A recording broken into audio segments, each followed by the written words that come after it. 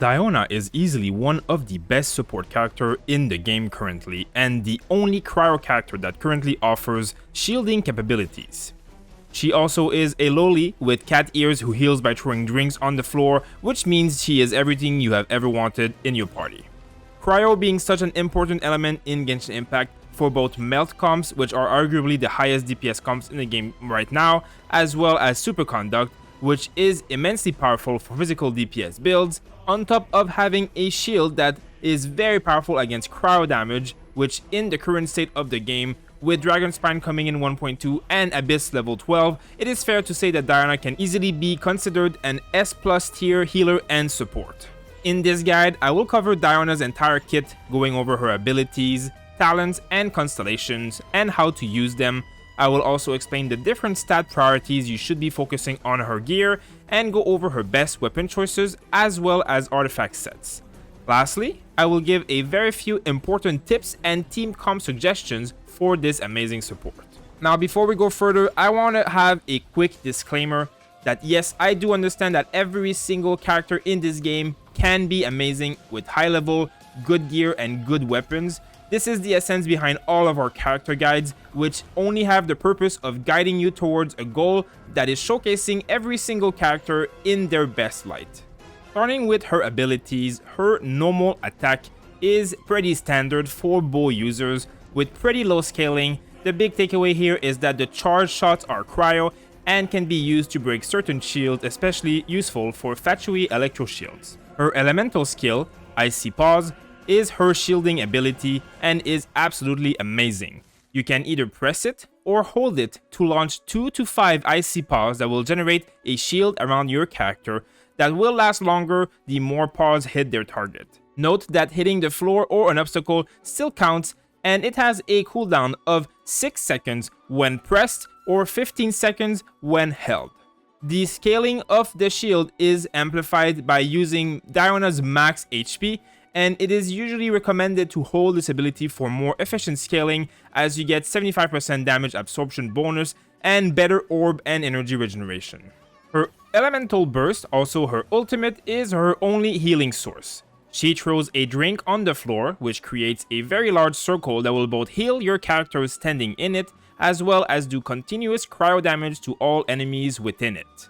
The healing scales off her max HP, and this ability will last for 12 seconds, with a 20 seconds of cooldown and a pretty high energy cost of 80. Her first passive talent, Cat's Tail Secret Menu, buffs characters who are shielded with her Icy Paws by giving them a 10% movement speed and 10% reduced stamina consumption buff.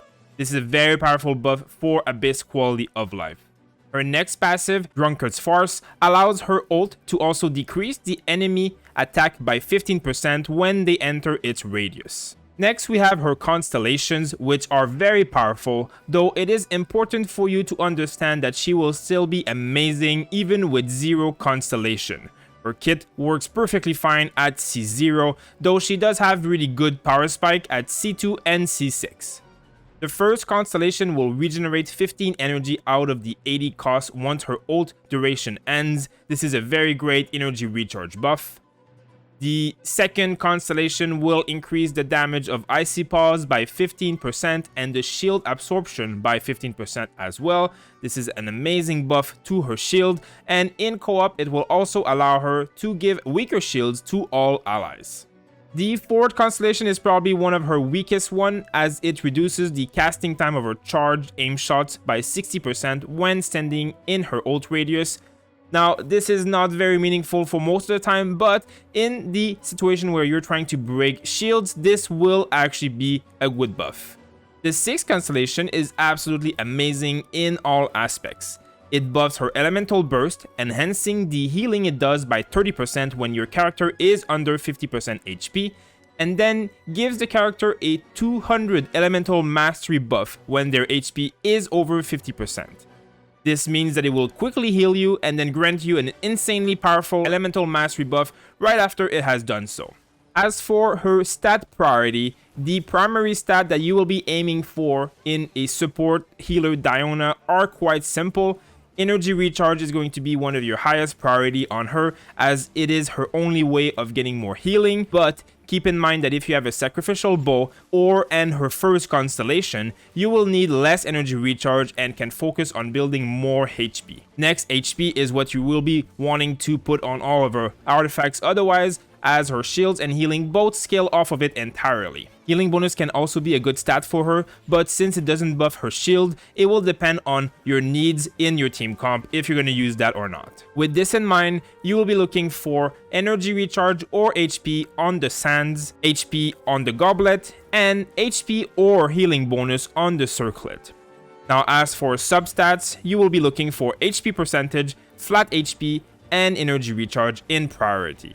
For her weapons, Sacrificial Bow is her best in-slot weapon in the entire game currently. As a 4-star weapon that comes from the gacha, it has energy recharge and performs the best with her because of its ability to reset the cooldown on her elemental skill, which makes it even better to use the hold version.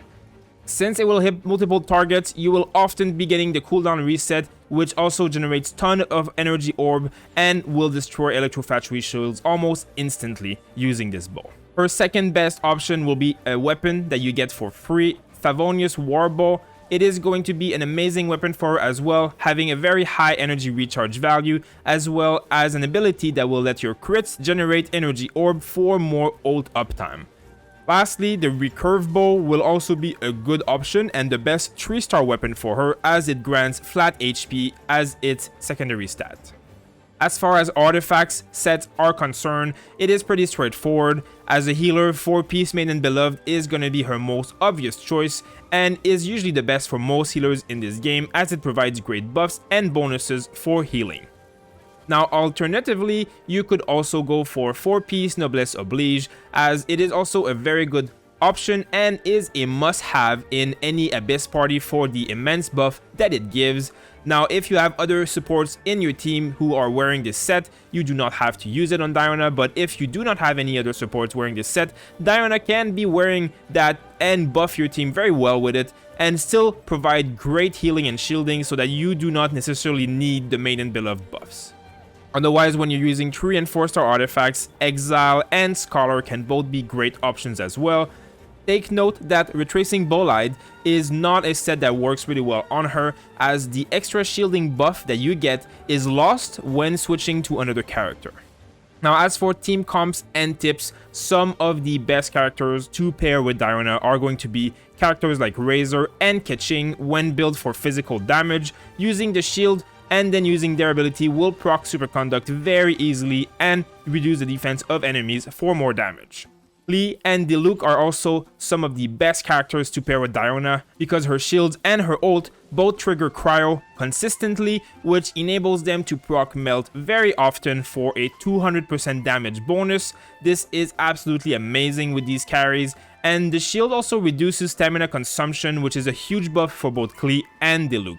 While she performs extremely well with these characters, she also works with literally every carry and team in this game. She is one of the best healer supports available right now, considering the content that is coming and that is currently here, and she has absolutely no downside when bringing her to your party. She is arguably one of the best character in the game for Abyss Floor 12, which is obviously the hardest content available right now, because she helps very much with her shield that prevents a lot of cryo damage by 250%, which is insane. Also, the hardest mob in that floor are level 100 Electrofachuis, and she can break their shields almost instantly when using the Sacrificial Bow, as well as with charge shots. She actually breaks that shield faster than almost any other ice character except maybe Chongyun.